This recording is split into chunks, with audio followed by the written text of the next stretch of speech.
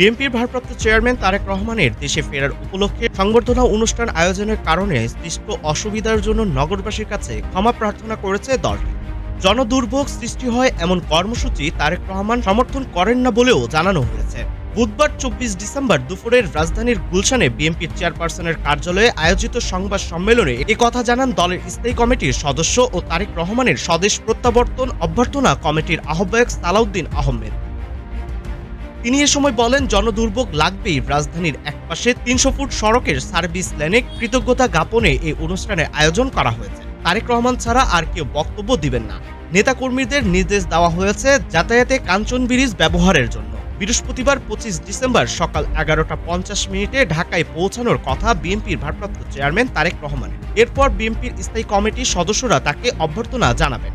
শাহজালাল আন্তর্জাতিক বিমানবন্দর থেকে ৩০০ ফুট সড়কের সংবর্ধনা নিয়ে মা খালেদা জিয়াকে দেখতে যাবেন এভারকেয়ার হাসপাতাল। সেখান থেকে পরে গুলশানের বাসভবনে যাবেন। এরপর শুক্র ও শনিবার তারেক রহমানের কর্মসূচি রয়েছে।